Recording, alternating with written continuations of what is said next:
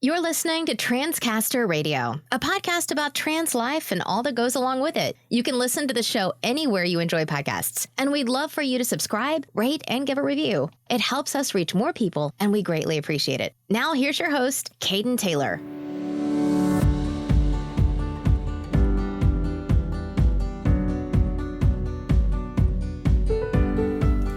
Is there something interfering with your happiness or is preventing you from achieving your goals? This was the problem for me, and I needed help to change it. PrideCounseling.com will assess your needs and match you with your own licensed professional therapist. I did it in less than 5 minutes. You can start communicating with your therapist in less than 24 hours.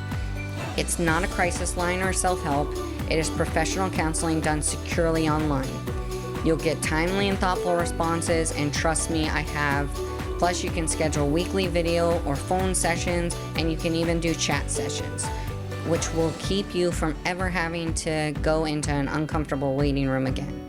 You can change counselors at any time. I actually had to do that. It was real simple and easy, and it's free. So visit pridecounseling.com/transcaster and join myself and over 500,000 people who are taking charge of their mental health. For listeners of Transcaster Radio, they are doing a special offer. You can get 10% off your first month. Just go to the link pridecounseling.com/transcaster.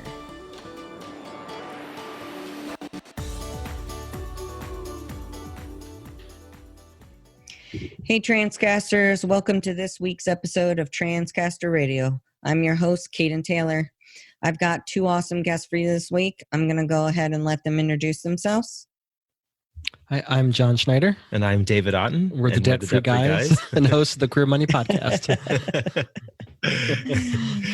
So tell me a little bit about the podcast first. Let's talk about the podcast, because that's how I actually found you guys was I'm a podcast junkie, and I just happened to, I was looking for LGBTQ podcasts, and I came across yours, and I absolutely love it and look forward to it every week. So tell me a little bit about the podcast and how you started with the Queer Money Podcast. Yeah, so number one, yay. We love having listeners, and the algorithms must be working in our favor. So that's cool. Two, when maybe about a year and a half or 2 years into our business, prior to that, we didn't hide that we were a gay couple, and we didn't necessarily focus so much on the LGBTQ community. That was sort of a byproduct of what we were already doing. But we decided that, and we can talk about this later, we decided at some point that we needed to go a little bit more gay. And that was our first foray into doing that. We started a short Queer Money series. It was a 13-week series that we were doing on a now defunct platform called Blab, which is a video conferencing kind of platform. And we liked it so much, and we got a lot of positive feedback, that we decided to iterate that into a podcast, which is what the Queer Money Podcast has since become. And how long has the podcast been around? Well, it's we're getting ready to we have crossed the 3-year mark. We have 176 episodes. This week was number 176. So we haven't recorded through the end of the year, so at least until the end of this year.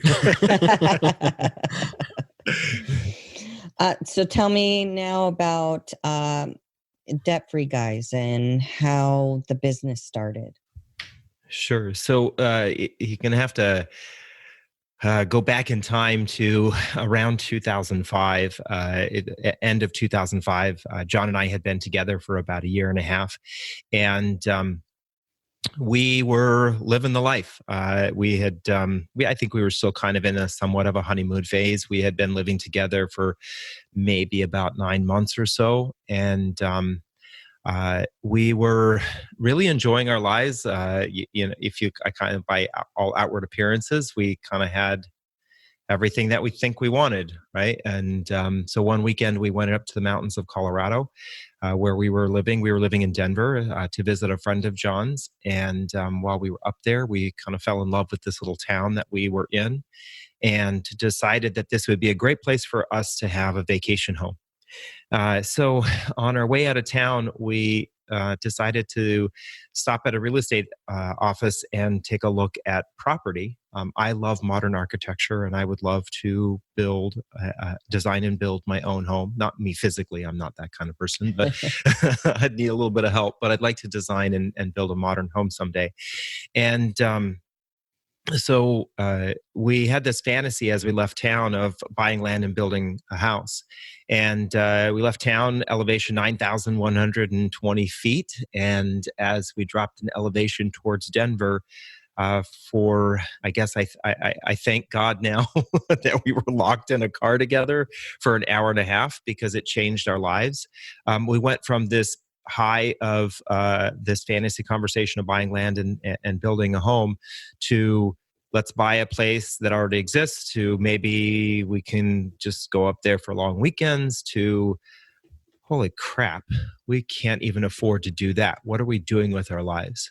And we pulled up in front of our home, opened up the car, grabbed our bags, opened up our place, walked down a flight of stairs into a basement apartment that is dark and cold in the wintertime. You don't even know what time of day it is. And we realized that not only were we financially, but physically, we were also living in a hole.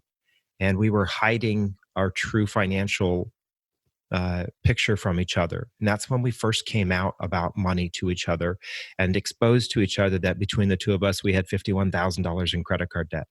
Wow. And the sad and almost sickening part about it is that John and I both were working in financial services, and we were helping other people learn how they should be planning ahead for a better financial future. And we were not doing that ourselves.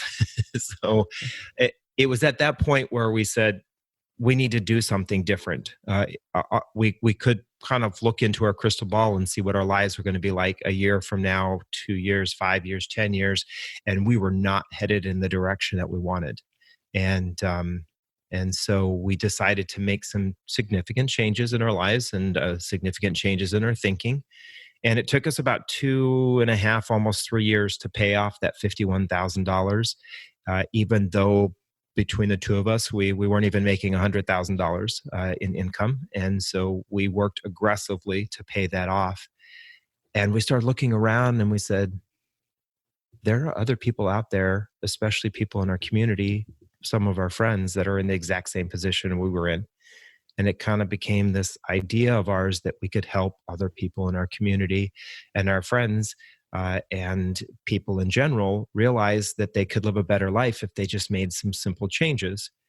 And that's kind of was the impetus for us deciding to start talking or telling other people about it. But what happened is we decided to write a book. And I think we had this another fantasy that we would write a book. Oprah would have us on her show, and then we'd be millionaires, right? And everybody would know about how to get out of debt. Yeah, that would be nice. Yeah, but that's not at all how it works. But fortunately, when we were shopping our book to agencies, we got a lot of positive feedback about the book. And but somebody reached out to us and said, "Hey guys, you know the idea of risk and reward, and nobody's gonna take your book and publish it because you have no platform, you have no audience." And our naivete, we thought that writing the book was the platform, but they wanted something along the lines of, do you have a blog? Do you have a podcast? Do you have a radio show? Do you have a TV show? Anything of that nature, where you had an actual audience who might be more inclined to purchase your book right off of publication. And we didn't have any of that. We might have had our parents and friends and family, but maybe only about 10 of them would buy it. And so that was when we first started, thinking, what are we going to do? The book was called The 4 Principles of a Debt-Free Life. Well, it still is, actually. And we thought, well, maybe we should have a blog called The Debt-Free Principles. And that's how we started out. And I think you can actually find that still on Blogger if you search specifically for debtfreeprinciples.com. But then we realized shortly after that was very sterile, and we wanted to have something that was a little bit more personal and that included more of our story and wasn't so broad. And that's when we became Debt Free Guys. And it was about a year and a half, 2 years after that we went to a conference called FinCon in North Carolina, actually, Charlotte. And FinCon is an annual conference that pulls together bloggers, media, podcasters, all sorts of people in the personal finance and media space. And we realized that, of the 900 people that were there were Christian bloggers and mommy bloggers and military spouses, and the African American women community is very well represented there. And we realized there were all these different communities talking to their all these different individuals talking to their communities, but there was no one talking to the LGBTQ community. And at that point, we were the only out gay couple at that conference. Obviously, there were probably other queer people there, but nobody was so out and open about it. And that was when we, for a number of reasons, we came home from that conference and thought, well, if nobody's talking to our community and we're gay, maybe we should talk to our community. That was when we dove into the Queer Money podcast, and that's sort of how things have evolved and how we've kind of become so focused on the LGBTQ community. That's awesome. I know that when I was 18, I decided that I was going to get all these credit cards and got into a lot of credit card debt. Not as much as $50,000, but my decision several years later, I actually ended up filing bankruptcy. So I'm curious as to what made you decide, having this enormous amount of credit card debt, not to file bankruptcy and actually putting together a plan to get out of it. Yeah, so I think that from our experience in financial services, we understood what bankruptcy looked like, and we knew some friends of ours who were bankruptcy attorneys. And even from their perspective, the experience wasn't a positive one. So the idea of that kind of scared us. Also, we knew that what the repercussions could be on our credit score, and buying a home in the near future was something that we wanted to do, and we didn't want to have an extra hurdle in buying that home. Mm-hmm. And then I think number three, and I guess I'm speaking for David here, so you can chime in whenever you want. Number three, 100% of the credit card debt that we acquired was our fault. There wasn't any accident. We weren't laid off from a job. We didn't have any medical issues. It was all out of irresponsibility on our part. And we didn't feel comfortable not taking responsibility for our situation. And so that's why we decided, when we looked at our situation and we looked at what our options were, we decided that filing bankruptcy or requesting charge-offs weren't options. We looked at the snowball method and the avalanche method to pay off credit card debt, and both of those were too long and laborious. So we kind of put our noodles together and came up with our own strategy to pay off our debt. Both of those, the avalanche and the snowball method, probably would have taken us about 5 years, if not more, to pay off our credit card debt. As David said earlier, we'd be able to cut that in almost half. Do you agree with all that? Yeah, I guess I would also add that although I didn't learn anything from it, my very first partner, one day he told me he wasn't going to work. He had something to do. And when he came home, I asked him what he had been doing. And he told me that, kind of sheepishly told me that he had just gone to bankruptcy court. And I didn't understand. I couldn't quite understand why. And so he explained to me that everything that we had in our apartment that he had purchased on credit cards, and that he wasn't making any payments on that. And it didn't sink in right then. But later on, I realized that after he declared bankruptcy, he didn't change his habits at all and continued to put stuff on his credit card.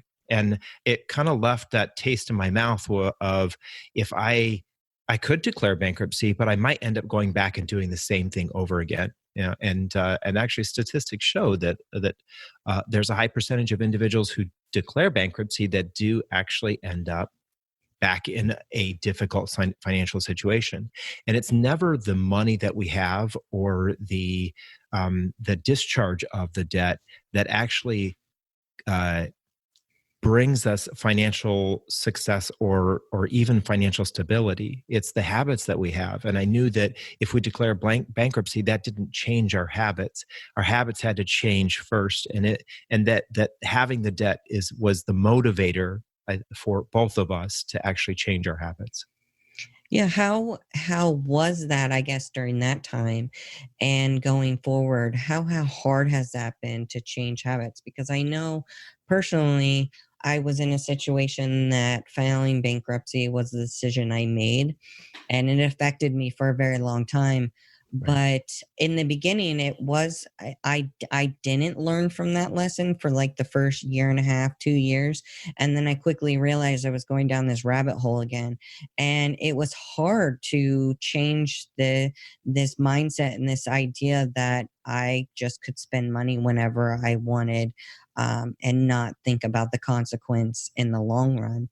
And I have obviously since then changed, my money habits, now sometimes to the point where I don't spend money when I should spend money. Mm. And so how hard was that for you? And is it hard now after, long period of time of having gone through it to keep, to the fact that you just can't spend money when you don't have it? Because I think in at least the United States, a lot of people have a mindset that you can just put it on a credit card and you'll pay it off at some point, instead of actually living off of the money that you get in every, on a monthly or yearly basis. Yeah. Absolutely. So to answer your first question, how hard was it to change our habits? We'll agree with you. It was very hard. It's definitely not an easy process, but I think what we did that helped make that easier was David, the first weekend after we had that rock bottom moment, David did an analysis of our spending where he itemized every single expense of ours for 12-month period prior. He went through all of our credit card statements, all of our checking account statements, savings accounts, ATM withdrawals, everything, and itemized everything as best he could. And we looked at how we were spending and we thought, well, we're spending a lot of money in ridiculous areas. And if you look at the spending the way it is, you would think that we just had the most amazing life. But at the time, if you would have asked both of us if our life was amazing, if we had any sense of privilege, we would say no, we were just average, everyday people. We had no context. And then we realized, well, we weren't necessarily spending in line with our values.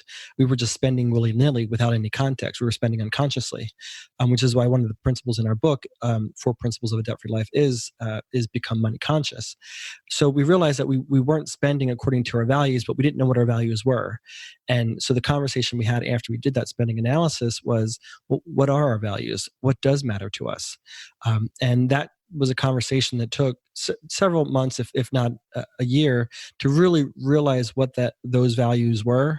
And while we enjoyed going clubbing and partying every weekend, and while we enjoyed traveling, despite the fact that we were doing it on credit and we enjoyed the expensive clothing, they weren't fueling our soul. They weren't really providing us that much satisfaction, at least not to the value of the interest that we're paying on living that lifestyle. And we narrowed it down to that we wanted essentially 3 things.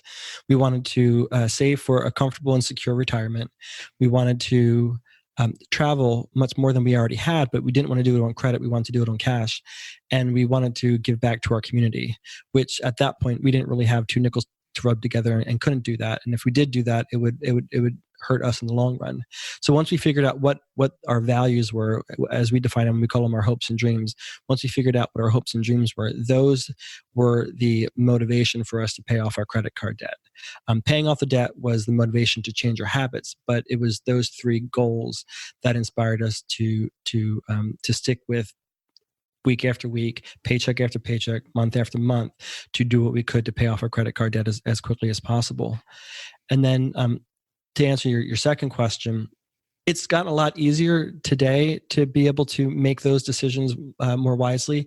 I won't say that we're completely immune to making bad decisions and that we don't especially have some weak moments where...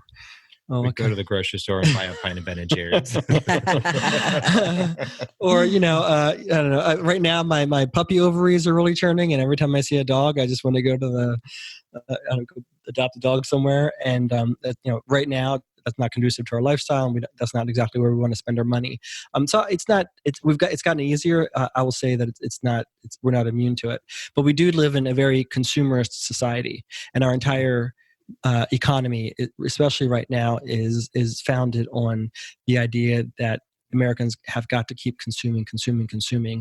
And unfortunately, the economy has moved to a point where everything is financed with small monthly payments. Americans own fewer and fewer things. They own less and less of the things that they actually have. We don't own our music anymore. We don't own our movies, and we don't. We finance our television and our furniture. We finance our cars and our houses. And whether that's through iTunes or Netflix or whatever platform we're using, or that's through Visa and MasterCard, we're financing everything. So we don't actually own a whole lot. I actually never thought about that. The fact that, like, when we think of Netflix, we don't actually own a movie that we watch, or you don't buy CDs or records anymore, so you don't actually own it. I didn't actually think about it like that. Yeah, and I know, like, back in the day, you could inherit your uncle or your grandparents' record collection, which, it probably wasn't worth a whole lot, but at least it was something that you could transfer onto somebody. And some of that music is really good, and it gets to be transferred from generation to generation. You pass away today, and you can't hand somebody your iTunes library. Yeah. Kate, and I'd like to add one other thing. You asked about the difficulty of changing.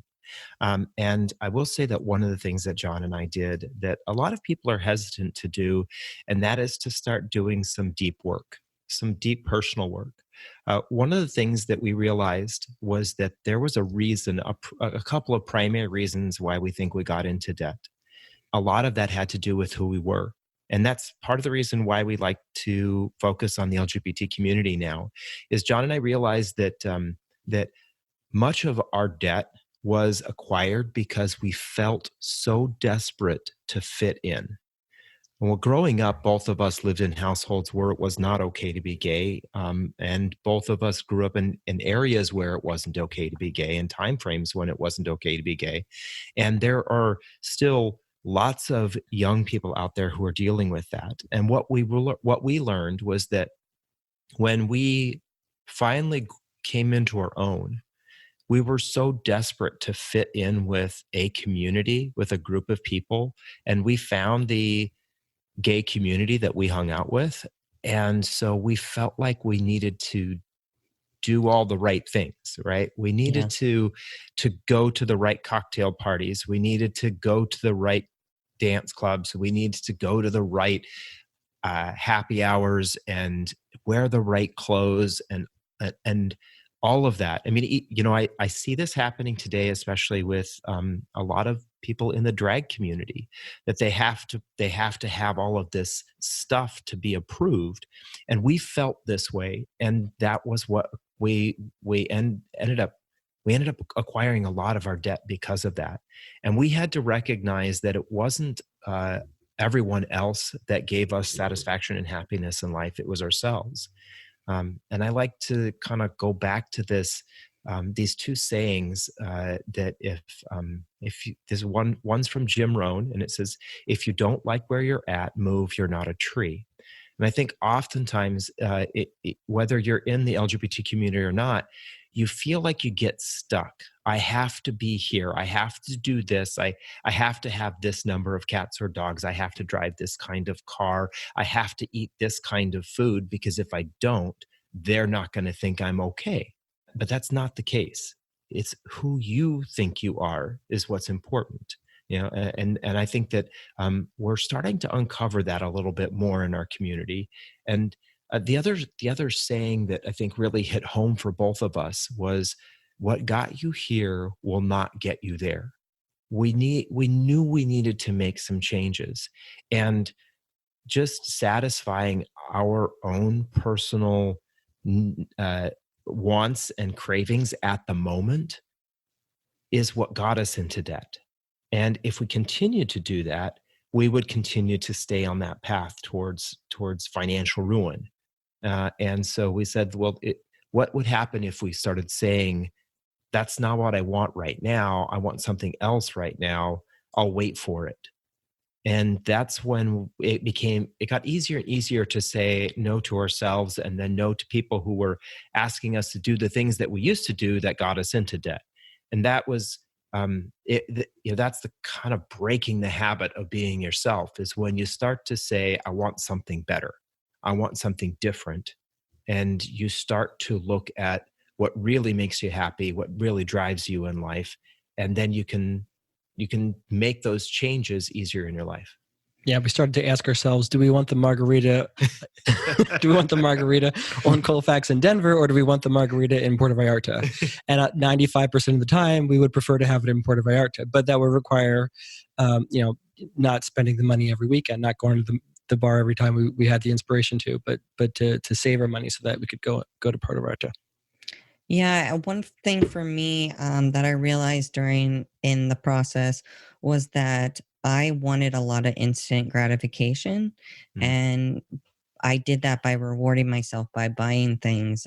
And although I certainly still do things like that today, but I'm definitely more conscious about what I'm spending my money on, where before I didn't think at all about if I was buying a soda or a water that cost me $2 at 7-Eleven, versus getting a 12 pack at, for home that cost me $3 or $4 for that 12 pack. So I didn't, I didn't think into it like that. It was more like, here, I want this. And instead of saving my money to purchase what I wanted down the road, I just, bought it then with a credit card that I knew at some point I would hopefully pay off. Since you guys got out of credit card debt, have you ever been in credit card debt since then?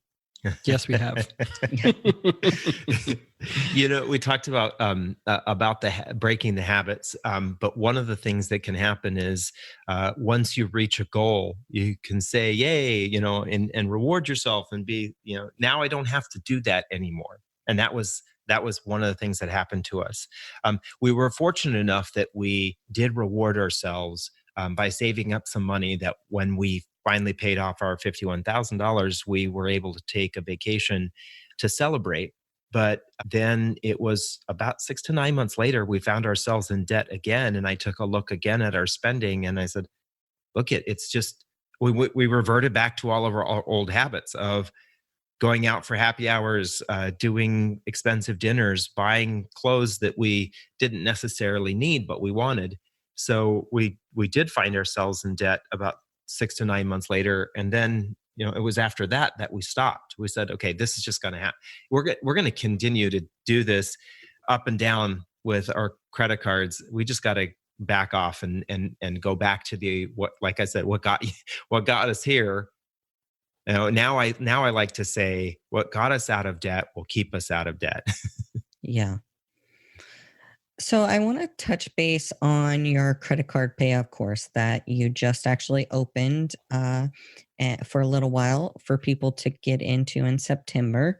And I'm curious as to how you developed that. Did you develop it during your paying off debt process, or was it something you came up with after you had gotten out of debt?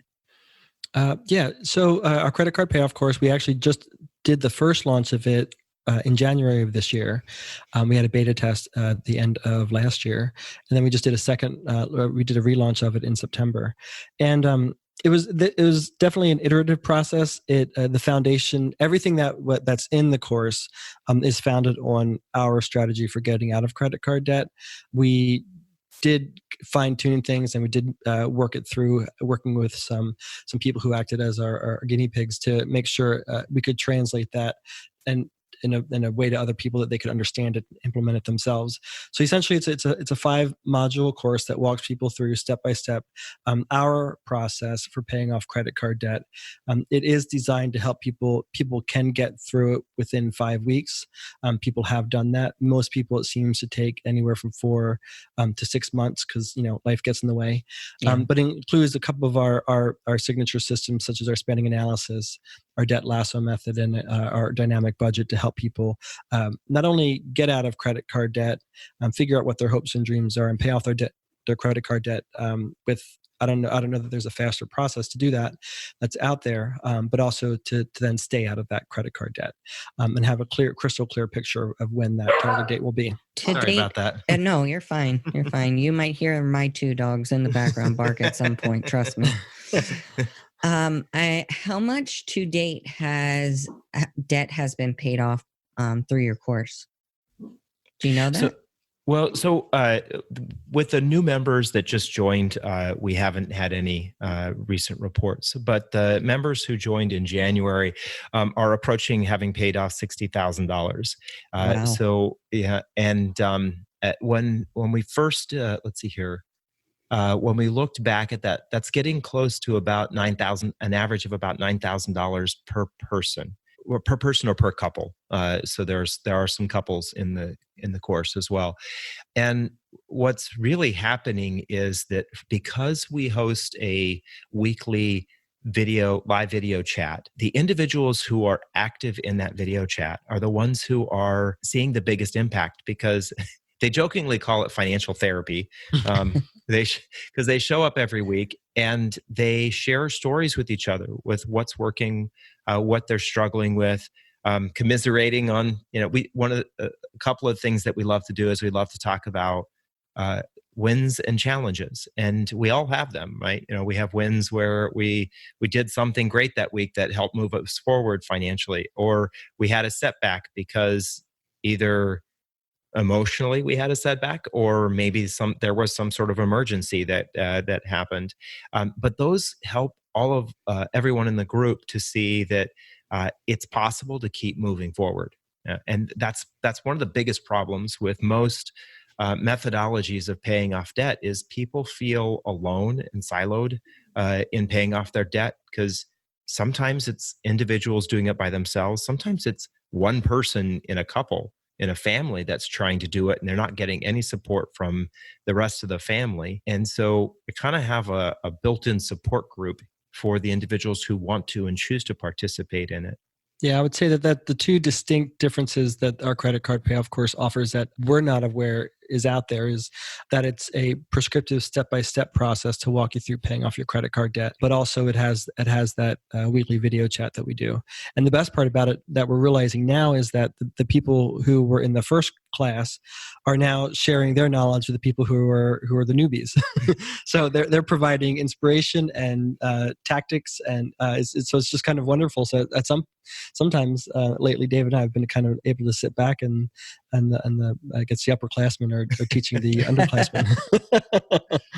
It also provides them, I guess, a sense of accountability, because you're coming to this live chat every week and you're getting tidbits of information, what your challenges are, but it also keeps them on track to making sure that they're following through with what their goals are, and for me, accountability is a big thing. Like, I hate going to the gym, but it's something that is very good for me and for my mental health. So I go at least 3 times a week, but I go with my fiance because she pushes me to go and she holds me accountable, because there are days that I'm like, after I've worked all day, the last thing I want to do is go to the gym. But so I that would be a huge reason why I personally would enter a course like that, because it gives you support and an accountability partner. Well, in essence, they've got lots of partners with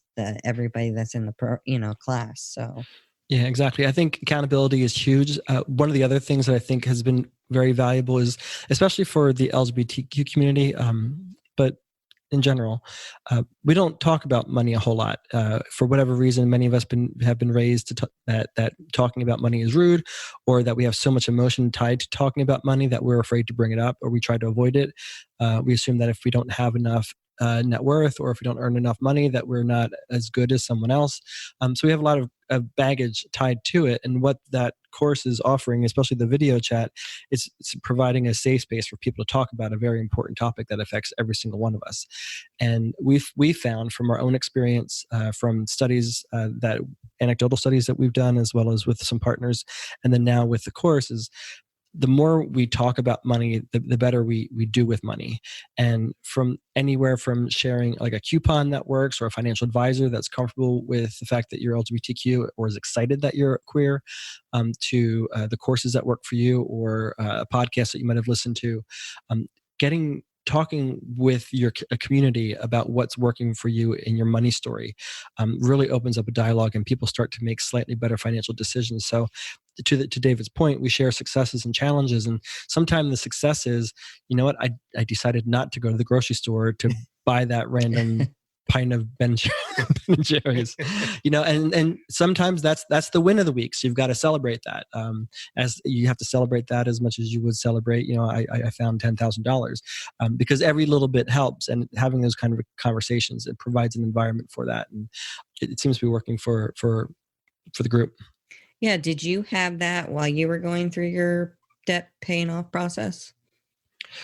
Fortunately, David and I had each other, and that helped a lot. When we were paying off our debt, we didn't have a lot of people who were in the same exact situation that wanted to tackle their debt at the same exact time. But we did find that we were very honest with our friends and family about our financial situation, and that we would have to change our lifestyles, that we wouldn't necessarily be able to do the things that we were doing prior to that, and that we would have to find cheaper alternatives and sometimes free alternatives to be able to spend time with them and have fun. And what we found was there was a lot of people that we hung out with that, while they didn't have credit card debt to pay off, mostly everybody has some sort of a financial goal that benefits from dialing back their spending a little bit. So whether it's saving for a wedding, or saving for a transition, or trying to cut expenses so you can buy a house, all sorts of life events that open up an opportunity for them to dial things back and help them reach their goals a little bit more quickly. So you guys have mentioned on your podcast about being money conscious. What does that mean to you? In the world we live in today, there's just this mentality, and I think you touched it a little bit on it. But there's this swipe and move on, right? I'm just going to spend, and not thinking about the consequences. So I like to paint this picture of, many of us have done this. We're driving, go through an intersection, and all of a sudden we look in the rearview mirror and we think to ourselves, was that a green light I just went through, or was that red? And we've done this because we get so preoccupied with what everything else is that's going on around us. We're so conditioned to just be going, right? Whether it's the music we're listening to, or distracted by something else that's going on in the car, our phone rings, whatever the case may be, we get these distractions. And that's exactly what it's like out there in the consumerism world today. We're just constantly getting distracted, with distractions that don't allow us to say, stop and take a look at what you're doing and see whether what you're doing is having a positive or negative impact on your overall financial picture. And being money conscious basically means asking that question. Is what I'm doing today with my money the right choice for now and for later? More often than not, as you mentioned, instant gratification is good for us. It makes us feel good right now. And sometimes that's what we need, but we don't need that 100% of the time, because if we don't stop and think about our financial future, we won't have a financial future. Yeah, especially with Apple Pay and other similar devices, we're getting further and further from our cash. And when studies show that when you have to part with $100 worth of cash, that's a different experience than if you just swipe a debit or a credit card, which is a different experience than if you just swipe your phone. And so people don't necessarily have the same feeling. They don't feel the same consequences at the transaction. They only feel the consequences down the road, and typically when things get precarious. Well, studies also show that you spend more the further away from cash that you get as well. Yeah, the one thing that I changed was that I carried around more cash. Not that I carry around tons of cash at a time, but instead of just swiping here and there and everywhere, I actually keep track of, okay, this is the amount of money I have allotted for the week. And if it runs out, then there needs to be a good reason as to why it runs out, because this is what it's based off of. And I'm pickier. With the extra cash I have, I am a little pickier, and I choose more wisely on what I'm actually spending my money on. Versus now, I personally have not gotten into the whole Apple Pay and Samsung Pay and things like that, but I know with my debit card, I used to just swipe here and there and not think about it, especially at the grocery store. Mm-hmm. I would go to the grocery store and like you guys have mentioned several times, you get that, you go with a list maybe, but you end up buying 10 times more than what you actually needed. So Exactly. that $100 you planned on spending ends up costing $150. And if you have cash, you realize, okay, I actually have to stick to this budget. Where if you're just paying with a debit or credit card or Apple Pay, you end up justifying that it's okay to spend the next extra $50.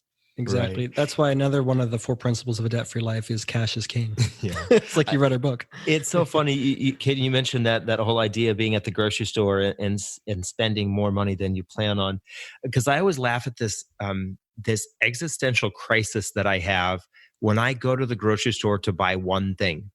Yeah. So I go into the grocery store knowing that I'm just there to get that one thing. But as soon as I pick up that one thing, it's like my mind all of a sudden says, okay, what else? What else are we going to get? You can't just buy one thing. You're at the grocery store. There's all this stuff to get, and all the way walking to the checkout line, I'm thinking to myself, what else do I want? What else do we need? Do we need anything else? I just have this going on in my head. And when we aren't conscious about our spending and how it can affect our lives, then we just give in to those kinds of thoughts and we say, oh yeah, well, I guess I'll get this. And then, that's the whole reason why there's all that stuff at the checkout line, right? Because Yeah, exactly. they want us to get just one more thing or two more things. It works for most people where they, get that candy bar or that soda or something. But I think that, as a community, we have to look at that more consciously and think about how it is affecting us more.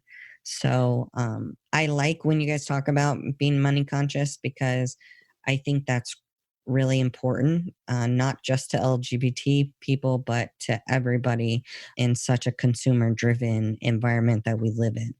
Absolutely. Yeah, I would agree. The reason why David and I do what we do is that we think that for our community, the queer community, to be able to continue to push for progress, be able to push for equality, we need to become more secure individuals. And that requires us being more financially secure. And the more financially secure we are as individuals, the more financially secure we are as a community. And then the more we can continue to push for that progress and equality. If we're always living in financial fear or financial insecurity, we can't push as effectively as we could otherwise. And it's interesting you say that, because when I talk to people outside of the LGBT community, a lot of them assume that we have a lot of money because we either don't have children, we have good paying jobs, we're well educated. They just assume that we have a lot of money. And even if a couple or an individual makes a decent amount of money, does not mean that they're handling their personal finances properly. Absolutely. So I think that's incredibly important to keep in mind. Yeah, we know so many individuals who I think there's a perversion of what the actual LGBTQ community looks like. It's very often the white cis gay couple, upwardly mobile, that seems to identify the entire community. But there are so many sub-communities within our community. And I think those stereotypes, one, come from that's just been the slow evolution of acceptance. But two, that's kind of what the way the media portrays us. But that provides a very skewed perception. And there are a lot of people in our community that are living in that financial insecurity that we still need to address. We can't just continue to pay attention to the cis gay white couple, which even though that's who we are. It's okay. You're not just focusing on the cis gay white couple though either. So No, well, and I will say that that's we just did a talk in front of the BRG at Capital One Business Resource Group, the LGBT Business Resource Group at Capital One, and that question came up, and we talk about how because of who we are. And the privileges that we have, we owe it to our community to help, right? Because we have the opportunity and because we've learned what we've learned, that's part of using privilege for what it's for, is to help others that don't have it. And that's the reason why we have the Queer Money podcast. That's why we focus on the LGBT community, because just because I'm a white gay man doesn't mean you can't learn from me. Just because I have privilege doesn't mean that what I have to share isn't valid. It can apply to you too. And that's why we continue to share it with everyone. And to that point, that's one of the reasons why we continue to keep the podcast, because it gives us an opportunity to have people on from different backgrounds and perspectives and experiences that can not only educate our audience, but educate us as well, so we can speak more informatively. For people who have a lot of credit card debt and they also have car loans and mortgages and other just normal, living, things to pay. I know where I live, rent is incredibly high here, and it's on top of trying to figure out how to pay for credit card debt. What do you say to those people who are struggling with, maybe just making, ends meet to pay their basic necessities on top of maybe only making minimum payments on credit cards that, could take them 10 years to pay off? Because one of the things that you guys mentioned on the podcast that I literally, as soon as I heard it, I went and did it, was figure out how much interest I was paying in credit card debt every year. Mm-hmm. And I couldn't believe it. I was like, you got to be kidding. Like, I'm basically only paying on my credit card debt. Like, for example, I have been out of grad school and out of college for 4 years now, and it's based off of my income, and I have not paid anything on the actual principal. It's all been towards interest. Mm-hmm. So what do you say to people who feel that they can't get out of credit card debt because of all the other necessities that they have in order to live? Sure. So the first thing, we appreciate that you did the credit card interest rate reality check. It's one of the exercises that we include in our course. And in fact, we just covered it with our video course members last night. For most of us, financing our lifestyle does not actually make our lives easier. It seems to be the case. The transactions seem to be a bit easier, but it's actually causing more and more of a burden for you, especially credit card debt, which I think the average that we found last night, the average is currently 17.35%. Yeah, so it was, and that's just the average. There are lots of people who are paying more than the average, and credit card companies will come up with any and every reason to figure out why you individually need to pay more because you made some sort of mistake or your credit score isn't up to par. That's why we encourage individuals to do an analysis of the interest that they're paying. David and I realized when we calculated the interest that we were paying just in our credit card debt that we were paying $10,000 a year in credit card interest payments. That's just for the privilege of having credit card debt. We saw no other return from that. So we were paying for past experiences and purchases we probably couldn't even identify or didn't even own anymore. And if your boss pulled you into the office one day and said they're going to give you a $10,000 raise, you would go ballistic. So essentially, paying off our credit card debt gave us a $10,000 raise. And after we did that, we realized that we actually had a better quality of life living on cash than we ever did living on credit. But it just seemed easier to continue to nickel and dime ourselves. It just seemed easier to continue to swipe our credit cards. And it was a slow suffocation. So what we would encourage people to do, number one, especially if they're struggling to make ends meet, is one, figure out what expenses can you dial back immediately. Most people, if they do an analysis of all their spending, not just their interest that they're paying, will realize that they have anywhere from 2 to 3 or 4 outliers that are really causing a burden on their budget, and that reining those in or even dialing that back down to zero can really provide them a lot of wiggle room to make ends meet or to reach their financial goals. And then second, we would encourage you to implement our debt lasso method for paying off credit card debt. And essentially what that is to rein in your credit card debt to as few credit cards as possible, to credit cards with the lowest interest rate possible, ideally zero for the longest terms, if you can find anywhere from 12 to 18 months. And then use 100% of the money that you would otherwise be putting to interest to pay off your principal as quickly as you can. Do you recommend that when, because you get kind of a mixed tellings on this. Do you recommend that when somebody pays off a credit card, say somebody had 15 credit cards and they're going through your course and they're paying off credit cards, do you recommend that they close the credit cards out or keep them open?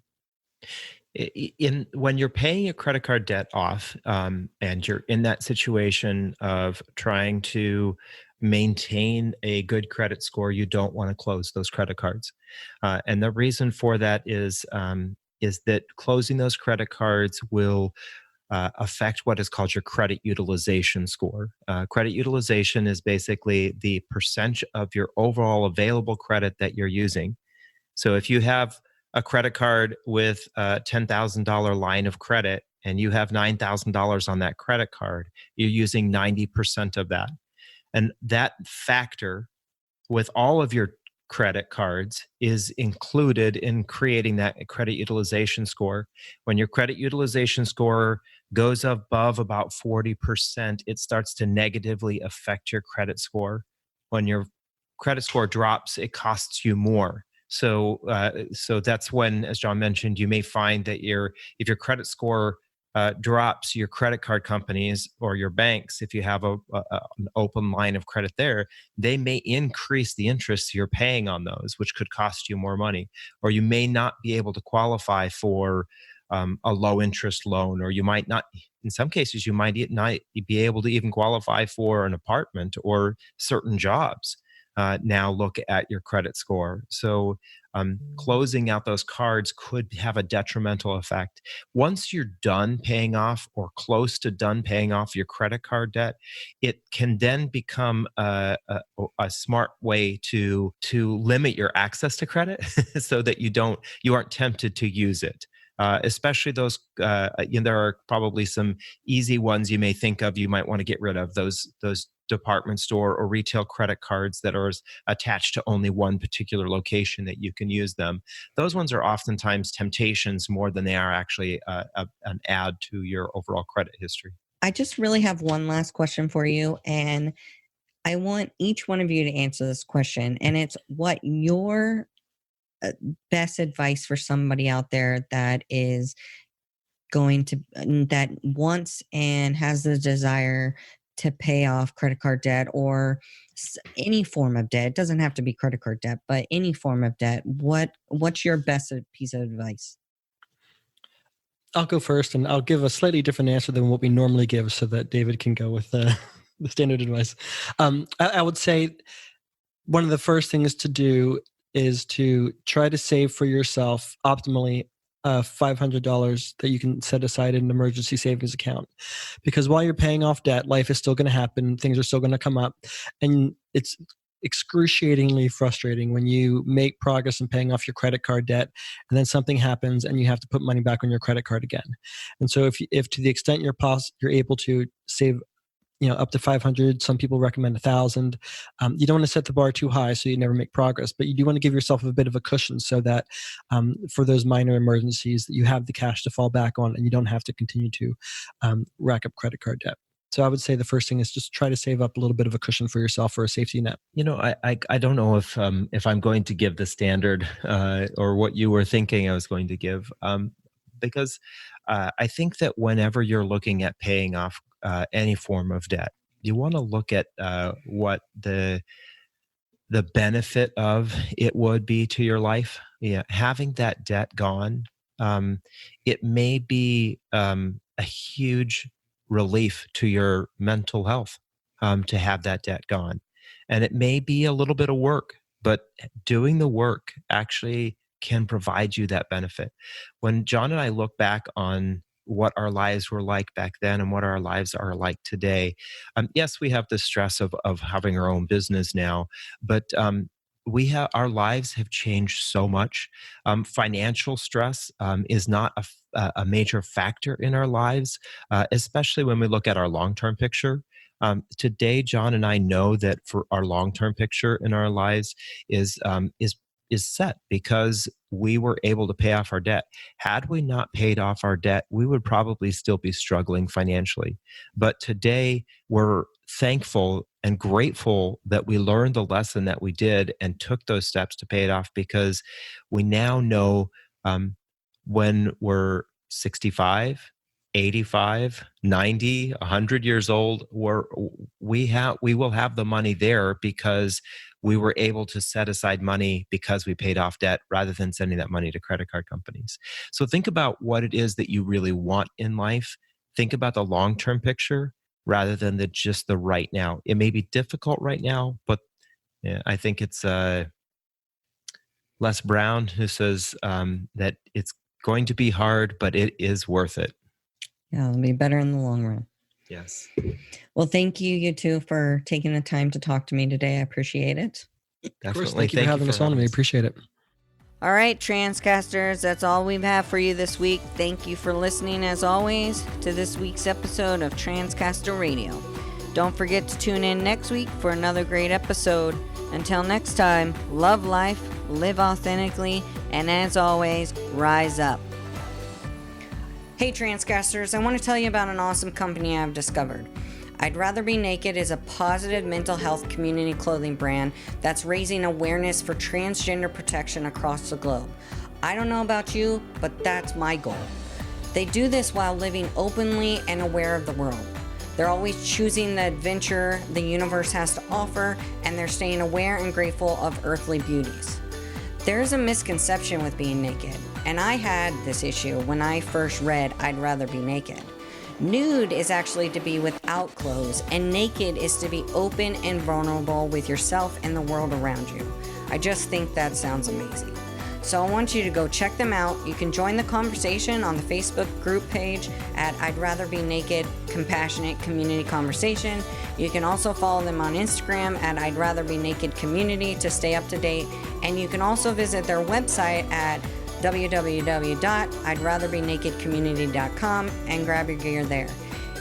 They've also given me a code for you all to get 10% off your first order. So if you go to I'dRatherBeNakedCommunity.com and in the discount code section put Transcaster Radio 10, you'll get 10% off your first order. So go check them out.